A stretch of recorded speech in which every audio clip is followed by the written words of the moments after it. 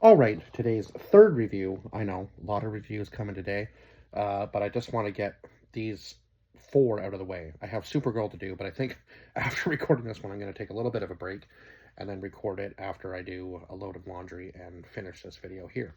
But anyhow, yeah, the third review of today is going to be of The Many Saints of Newark. Now, this is kind of supposed to be like the telling of the growing up of like Tony Soprano, but I feel like he was kind of overshadowed a little bit by some of the other characters. And not to say that this was a bad movie by any means, but it kind of failed to really bring him into the spotlight, I would say. Like, there was a lot of talk about him, and he was kind of like bouncing back and forth between jobs. I think one of them was like an ice cream truck at one point. Like, and he was talking about like doing football and so on and so forth and like working into sports, but it kind of seems like the family just kind of like slowly tried to drag him into like their crime syndicate sort of thing. And eventually, as we know, obviously from the Sopranos TV show, that's the route he ended up taking. Now, it was cool to see his son play, or I believe his son, yeah, play like his younger self. So that was pretty cool. Um, now, I did give this movie a 7 out of 10 because I kind of felt like he was overshadowed by some of the other characters. And it did feel more like this was more about, like, as much as it was about Tony Soprano kind of becoming part of the family, it was also about, like, showing, like, kind of the surroundings around him, too, and, like, how he would have just kind of been dragged into that sort of lifestyle because they kind of neglected him in a way, but also they tried to keep him close in a sense too. And then at one point, Dickie, like our main character, I would say, was told to stay away from him. So again, he's gonna feel like he's neglected again, and he's just gonna be like in a whirlwind of moods and stuff as he grows up, and he's not gonna be able to make like his own decisions, sort of thing. He's kind of feel like an outcast, I guess, and eventually that would lead him into like the life he eventually took as an adult. So I guess in a sense, it was kind of like a telling of like he was just a product of his environment, right? Like the way he was raised wasn't great. Obviously, his mother wasn't really that great to him. He watched one of his family members get shot when he was a kid. Like, there's just a lot of stuff that as he grows up, he would become kind of more resentful human being, right? And as he grew up, he would kind of want that power so he could take it back for his own family. In a sense, that's kind of what I'm leaning towards with this movie. So I gave it a 7 out of 10. Like, it wasn't a bad film by any means, but I feel like they probably could have thrown Tony Soprano into the film a little bit more to make him more of a main character. It kind of felt like there was a lot of other stories going on, and then they would just show like little snippets of Tony being there. Like, so again, it was kind of like a more like a product of its environment type film. Anyhow, not to say that it was bad, but I did only give it a 7 out of 10 for that reason, because they kind of sold it like he was going to be like the main character or like almost like a villain in this movie in the trailers, and then it ended up being more that his family was more the villain than anything else, right? Like the Moltisanis were really the main characters in these movies, obviously along with the Soprano family as well, because they were kind of working together. But in a sense, yeah, it was more about the other guys than it was really Tony, unfortunately. Now, Christopher Moltisani was the one that narrated this film, who Tony kills in the show much later on in life. So at the very beginning, he's telling about like obviously his family and kind of where he came from too, and how eventually Tony ends up killing him, right? So Alessandro Nivola, who played Dickie Moltisanti, who was our main character, I would say, in this movie, hands down, for sure. Leslie Odom Jr., who played Harold McBriar. Well, I'm trying to think. I'm trying to think of who that was again. Oh, Harold was right. Harold was Dickie's like kind of like second in command almost. Kind of like his right hand man in a sense, would do all of his dirty work for him, so that Dickie's hands were getting dirty, which is unfortunate for Harold. But eventually, Harold kind of like tapered off from the group and like moved on with his own life, and then eventually he comes back and he's in a much higher place of power at that point. So now he ends up fighting with Dickie near the end of the film too. So it's just crazy, the pressure that was kind of put on the Moltisanti family for sure. John Burtnall, who played Johnny Soprano, Vera Farmiga, who played Livia Soprano, who was Johnny's wife, Corey Stoll, who played Junior Soprano. I'm not really sure whether he was like, he must have been like a brother, I believe, brother or cousin. They were a pretty big family, so yeah. Ray Liotta, who played Hollywood Dick Moltisanti, and Salvador Sally Moltisanti. I wasn't expecting him to play two characters in this movie, but having him in this movie just made it that much better. Like, Ray Liotta was just such a phenomenal actor. He just played like the gangster part so well, no matter what film he was in, and he played that role quite a bit, no matter what. It was kind of like he was kind of typecast in a sense, but also he was just phenomenal at those types of roles. So yeah, you know, sometimes you're just so good at your craft that that's just what you end up doing for most of your life. Michael D. Diosi, I want to say, played Giuseppini Moltisanti. Oh my God, what a name!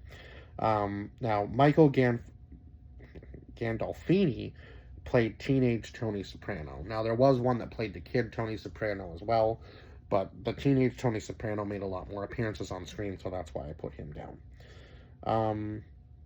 Jermar Terrell Gardner played Cyril. Alexandra Intractor played teenage Janice. So I believe that was Tony's sister, if I'm not mistaken. Gabrielle Piazza played Joanne Moltisanti, so that would have been God, I'm trying to think of whose wife that was. Is there a character I'm missing? I feel like there's one character I'm missing.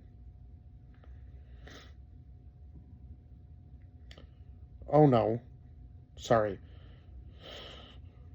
I believe that. Now I'm confused. And then Mason Blue played Leon Overall.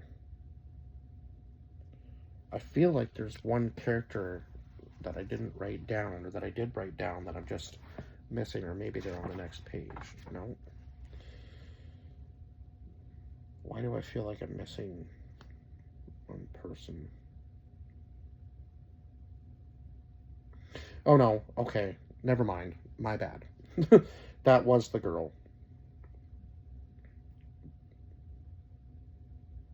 Yeah, so it must have been Michelle D.O.C. My bad. I just said that wrong. Okay, well, now that we've got that out of the way, we can go to the story.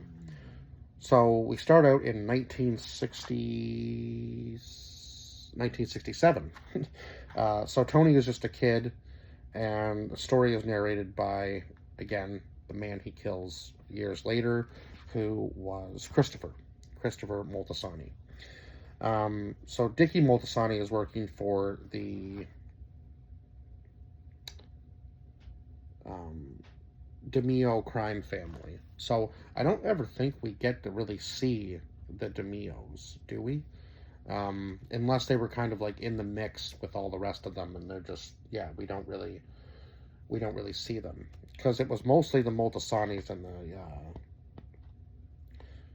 the Sopranos that we see in this film. So the DeMio crime family, and I'm not really sure who the DeMios were. There must have been one of them in there that was kind of maybe controlling more of things behind the scenes that we just didn't see. But yeah. So now we first meet Harold, where he's beating up this kid Overall for stealing from them. Now I'm not really sure how much money or whatever it was that Overall took from them, but Overall is kind of like, it seems that he's running this Um, where was it? Uh, oh my God! Why didn't I write down the name of what overall was running? Anyway, he was kind of running like a rival gang against them, I guess, and obviously Dickie wanted to control of that too. So Harold kills overall over that, as well as stealing, obviously, right? Now, chaos erupts after police are accused of killing a cab driver. Now, yeah, I'll let you watch the movie to decide whether you think that they actually did it or not. It's hard to tell because they do pull him over. I guess he had warrants against him already, and they give him a little bit of a beat down on the street, but I don't think they didn't show him kill him. So in most movies, they probably would have showed that if it had happened, right? But they kind of leave it open ended for you to decide, I guess. And then obviously all these riots start happening in the streets. Um, and Harold eventually kind of sides with the people on the streets, right? And I think that's eventually when he kind of like um, loses his ties with Harold and decides to go on like his own way, right? Now, Dickie at the same time is obviously having his own um, problems, and it does seem like the military has been called in to stop the riots. So I don't know how far this actually escalated, but it seems pretty crazy to me that it even escalated to the point of where the military is getting called in, right? Like, absolutely insane to me that the military is being called in to control riots in a city. When the police can't even control it, it seems kind of crazy. There's people getting shot in the streets, like right out in the open. It seems like a big war between like even the families and like the riots on the street and whatever else is happening out there, right? Like the war between the police and the people, the war between the families, obviously the family wanting control of the whole city, sort of thing. Like it's just a really crazy amount of stuff happening, kind of all jam packed into one. And Dickie, who seems to be falling in love with his father's new wife when he comes back. Eventually, it shows like that Dickie's father is pretty abusive to her, and she can't hide all the bruises and scars, right? So eventually, Dickie finds out and confronts him about it, and he kind of passes it off or whatever. Doesn't really say much about it. Kind of just says the typical thing that most people who abuse probably would. And Dickie decides to take it into his own hands because I guess Dickie's father was like that with his mother as well. So he kills him in the garage and then disposes of the body. And uh, of course, Dick's brother Salvatore doesn't really believe Dickie when he comes in to visit him in jail after all this time. Now, obviously, Salvador is there for a good reason. He says that he, murdered somebody. So why would he? He's very content with where he is, like serving his time in prison. And of course, they have never met before, so it was kind of interesting. Like it seemed like Dickie was always trying to ask him for advice, and eventually Salvador was like, all this weird stuff is happening to you. Your father dies, then your mistress, sort of thing. Like it just seems like you're being burdened by a lot of these things. Now, unfortunately, obviously, Dickie kills his mistress because she admits near the end of the movie to sleeping with Harold, and it's like, well, now you're sleeping with the enemy.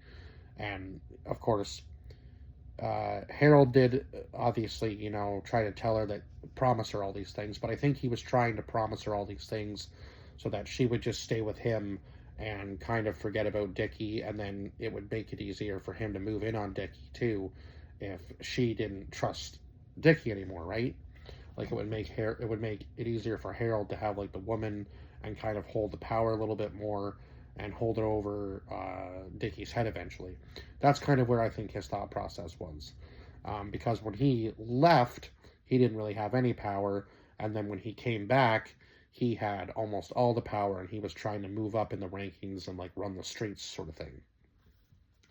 Now, at the end of the film, obviously, we know that Dickie is shot right outside of his house, and it turns out that Junior Soprano was probably most likely the one who called the hit on him, which is crazy. Like your own basically flesh and blood, right? Is calling a hit out on you, and just seems kind of crazy. I guess Junior wanted him gone too. I don't really know why. Maybe because he didn't want the Moltisanti family there anymore, and he wanted the Soprano name to reign supreme. That kind of seems like they were kind of having their own battle between the two families, right? Because they were both working for another crime syndicate that was even more powerful than them. So I guess they're gonna have like their own little turmoils too, right, between the two of them. And maybe maybe Junior was kind of more in tune with the fact that maybe Dickie was doing a lot of the killings in the family too, and didn't really trust him completely. But it was kind of crazy to see basically one of his own family members um, kill him, right? So yeah, Dickie starts having an affair with his father's widow. Uh, then Johnny Soprano comes home after serving his sentence. Tony is a teenager now, so it's like in the 70s at some point.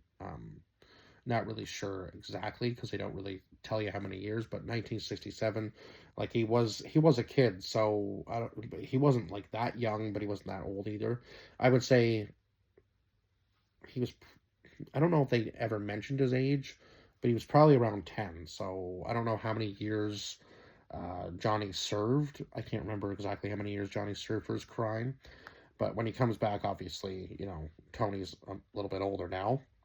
And yeah, then Harold comes back to New York and starts sleeping with Giuseppina. Um, uh, yeah, and then yeah, again, Dickie starts going to his father's brother. Um, Eventually, yeah, that was when Salvador finally tells him, if you want this kid to succeed, Tony, you got to kind of stay away from him, because what you're doing is wrong. But it seems like this kid kind of wants to have his life set and in a good path. But if you stick with him, he is not going to ever be like that. But he's still part of the Soprano family, so no matter what, he's going to be around crime, right? Like it's just kind of inevitable that no matter what side of the family he decides to go with, it's kind of more like he could really be, yeah, like it doesn't matter. He's going to be in it anyway, right? Like he's going to kind of be the center of it no matter what. No matter what path he takes, which is unfortunate for Tony because he probably could have been something maybe. Maybe not in sports, but I feel like he probably could have been a pretty good businessman. But it kind of seems that maybe he is applying that into the crime life, like even in the show, right? It's been a while since I've watched the show, so forgive me if I'm getting some of this wrong, but it does kind of seem like, yeah, like he was slowly becoming like more of a businessman type person in his teenage years. At least that's what it seemed like with him, like kind of hopping from like job to job and sort of thing. And then he he always ended up coming up broke, right? Which is unfortunate. And I feel like that probably made him more driven when he became an adult, right? Um, so yeah, there's obviously this battle between Dickie and Harold. Harold kills one of his men, and then Dickie goes back and kills one of Harold's men after questioning him about Harold killing one of their men, obviously wanting to know Harold's location. And there's this whole back and forth between them until, of course, Junior Soprano calls the hit on Dickie and gets him killed. So yeah, Dickie was definitely the main character of this movie for sure.